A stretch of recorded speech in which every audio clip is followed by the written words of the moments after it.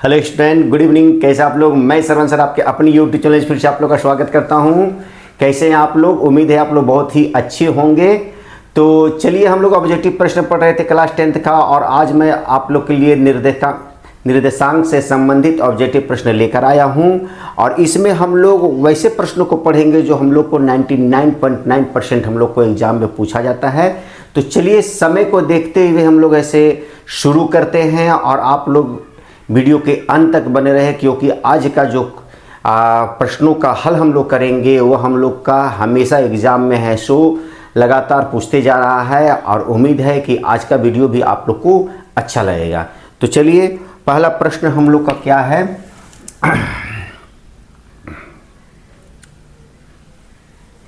पहला प्रश्न जो हम लोग का है,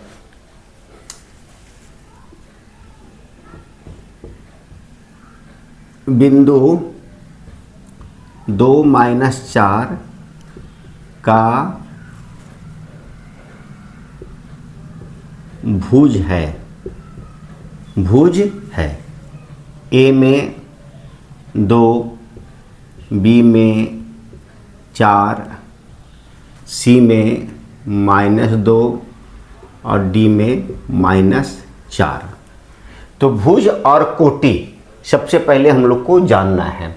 तो यहाँ पर जो 2-4 जो दिया गया है, 2-4, इसको x बोलते हैं और इसको y बोलते हैं।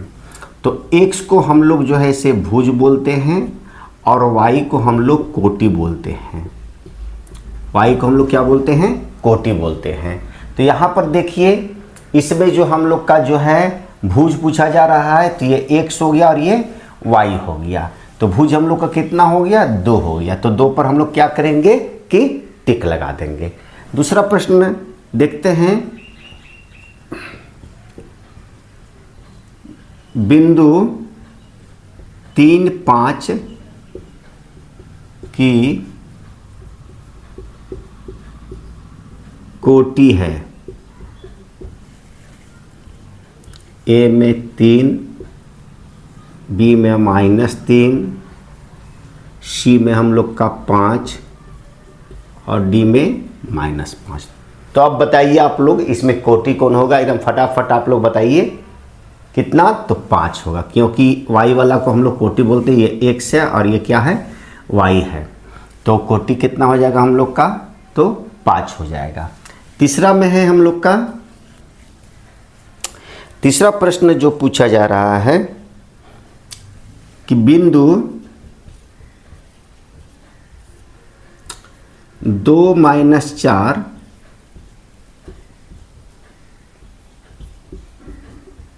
किस चतुर्थांश में स्थित है? किस चतुर्थांश में है?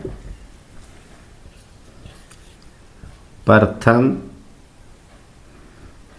बी में द्वितीय, सी में तृतीय और डी में चतुर्थ।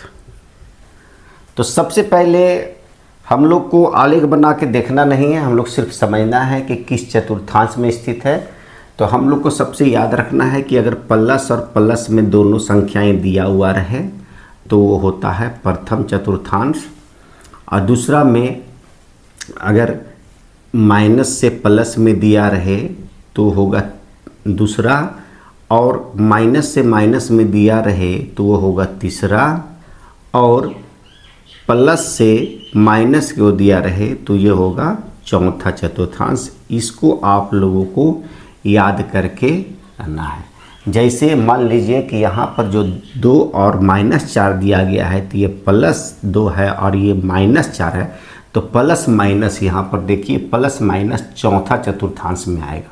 कौन सा चतुर्थांश में आएगा? चौथा। तो चौथा में हम लोग टिक लगा देंगे। यदि दोनों माइनस में रहता तो माइनस माइनस से हम लोग तृतीय चतुर्थांश में लगाते, और यदि माइनस प्लस में रहता तो दूसरा में लगाते, और दोनों संख्याएं प्लस में रहता तो पहला चतुर्थांश में हम लोग टिक लगाते।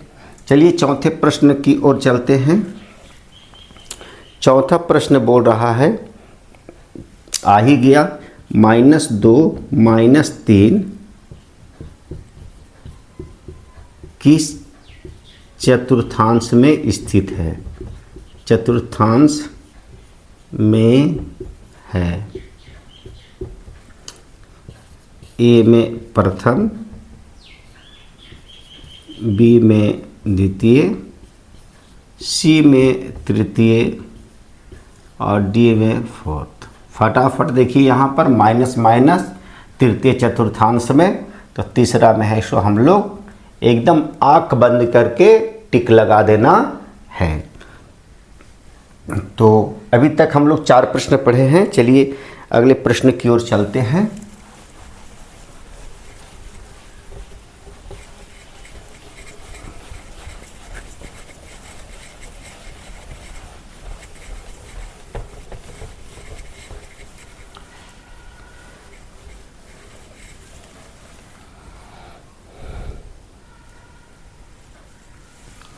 अगला 5वां प्रश्न हम लोग को पूछा जा रहा है,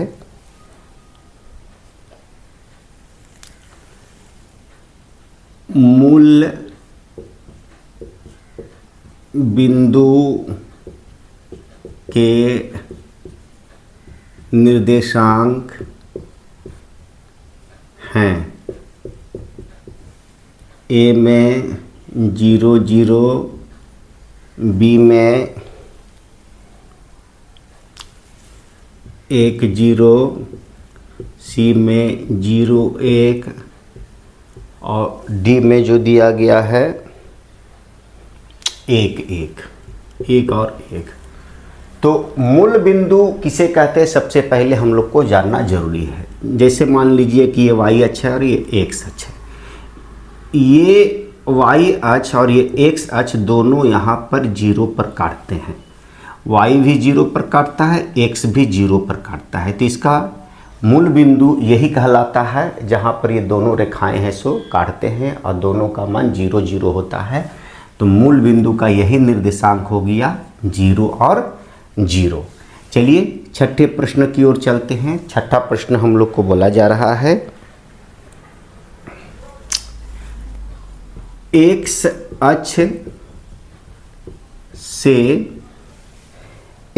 अक्ष से बिंदु P इंटू 8 12 की दूरी है। ए में 8, बी में -8, सी में 12, डी में -12। तो यहाँ पर ध्यान देना है, x अक्ष से दूरी पूछे तो ये x अक्ष इधर हो गया दूरी में और ये y अक्ष में हो गया। तो x अक्ष से p की दूरी जो होगा वो हमेशा कितना होगा, 12 होगा। तो 12 पर हम लोग टिक लगा देंगे। इसी प्रश्न को यदि पूछा जाता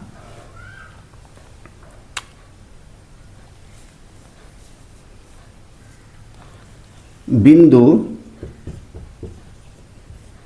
P इंटू 5 12 से y अक्ष से दूरी है,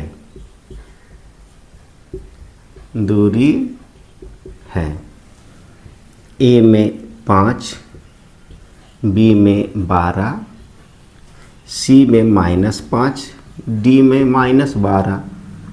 तो y अक्ष से पूछ रहा है तो y अक्ष ये हो गया हम लोग का 5। तो 5 पर हम लोग क्या करेंगे कि टिक लगा देंगे। 8वें प्रश्न की ओर चलते हैं।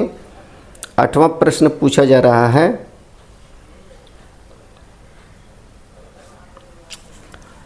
बिंदु P इंटू 4 - 5 से मूल बिंदु से दूरी है, मूल बिंदु से दूरी है।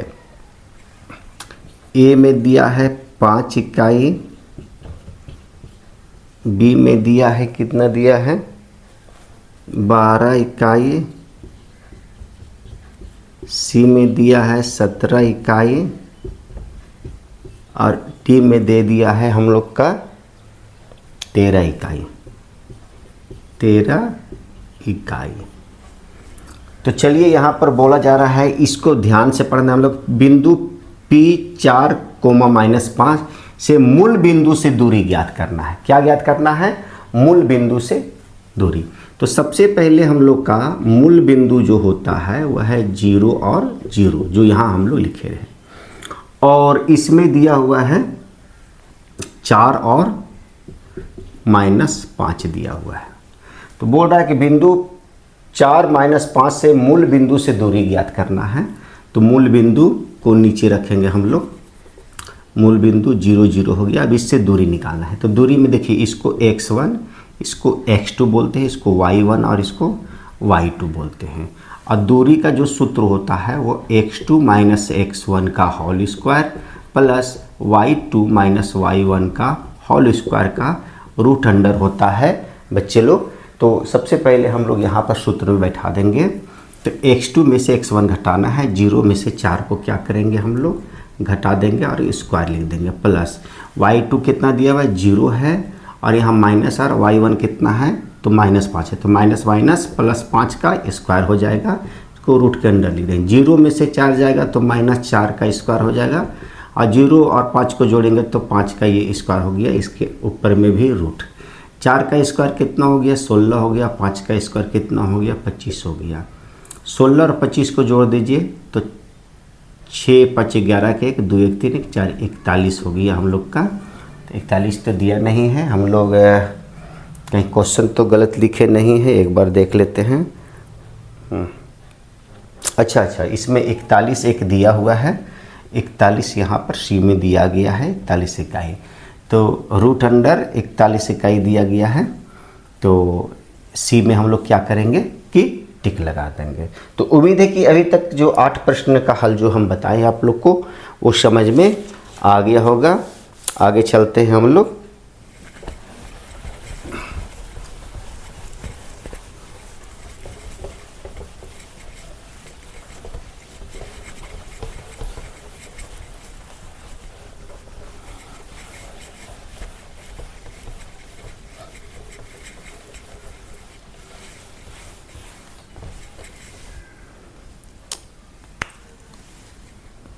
नाइन में जो क्वेश्चन है वह है P × 01 और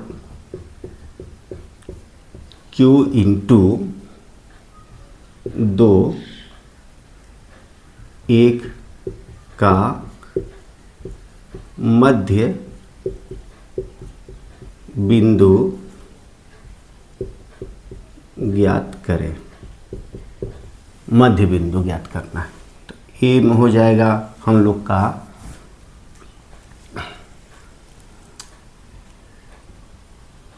1 1, बी में 2 1, सी में 1 2, डी में -1 -2।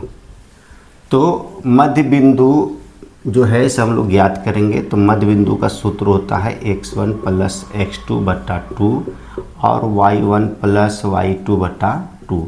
ये मध्य बिंदु का सूत्र होता है। तो यहाँ पर देखिए, ये x1 है, ये y1 है, ये x2 है और ये y2 है। तो यहाँ x1 और x2 को जोड़ देंगे तो 0 और 2 को जोड़ेंगे और बट्टा में 2 लिखेंगे, कोमा लिख लेंगे। y1 1 है और y2 भी 1 है, तो 1 जोड़ 1 2 जोड़ देंगे। 0 में 2 जोड़ेंगे 2 हो जाएगा, 2/2 इसमें भी है, 2/2 हो जाएगा, 1 1। तो 1 और 1 इसका मध्य बिंदु निकल गया। तो कहाँ पर दिया हुआ है, पहला ऑप्शन में ही दिया गया है। अगला 10वां प्रश्न की ओर चलते हैं। 10 प्रश्न में पूछा जा रहा है A × A, B और B × -A, B की दूरी है। ऑप्शन दिया हुआ है, ए में दिया हुआ है a² + b² का रूट अंडर, बी में दिया हुआ है 2 इंटू ए स्क्वायर प्लस बी स्क्वायर का रूट अंडर, सी में दिया हुआ है 3 इंटू ए स्क्वायर प्लस बी स्क्वायर का रूट अंडर, और डी में जो दिया गया है वह है 2 इंटू रूट अंडर ए स्क्वायर प्लस बी स्क्वायर। नहीं, ये माइनस में है, ये माइनस में है। तो चलिए हम लोग दूरी ज्ञात करते हैं। दूरी का जो सूत्र होता है वो तो आप जानते हैं, x2 माइनस x1 का whole square plus y2 minus y1 का होल स्क्वायर का रूट अंडर होता है। तो ये x1 हो गया, ये y1 हो गया, ये x2 हो गया, ये y2 हो गया। तो x2 में से x1 को घटाएंगे, x2 हम लोग का माइनस a है और x1 a है का होल स्क्वायर लिख देंगे, प्लस y2 हम लोग का कितना है, माइनस b है, और y1 कितना है तो b है का होल स्क्वायर का अंडर रूट लिख देंगे। अब यहाँ पर देखिए माइनस से 2 बार है तो माइनस 2a का होल स्क्वायर लिख देंगे। उसी तरह b भी 2 बार है तो माइनस 2b का होल स्क्वायर हम लोग यहाँ लिख देंगे और इसका स्क्वायर लिख देंगे। माइनस 2a का स्क्वायर करेंगे तो 2 दूनी की 4a का स्क्वायर, प्लस माइनस 2b का स्क्वायर करेंगे तो ये 4b का स्क्वायर हो जाएगा और रूट अंडर हो जाएगा। अब यहाँ पर क्या करेंगे, हम लोग को 4 कॉमन ले लेंगे तो यहाँ बच जाएगा a square plus b square बच गया। अब इसको रूट अंडर लिख देंगे।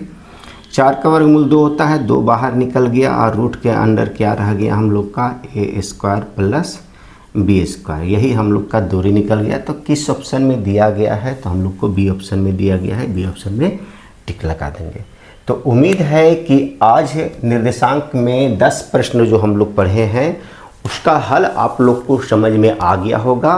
तो बच्चों यदि आप लोग को यह समझ में आ गया तो मेरे लिए लाइक कर दे, शेयर कर दे, और जो बच्चे पहली बार मेरी इस वीडियो को देख रहे हैं सबसे पहले मेरे इस चैनल को सब्सक्राइब करें और बेल आइकन दबाना ना भूलें, ताकि आने वाले वीडियो का नोटिफिकेशन आप लोग को समय से मिल सके और आप एग्ज़ाम में 99.9% ला सके। तो चलिए फिर मिलते हैं नए वीडियो के साथ, तब तक के लिए have a nice day, take care.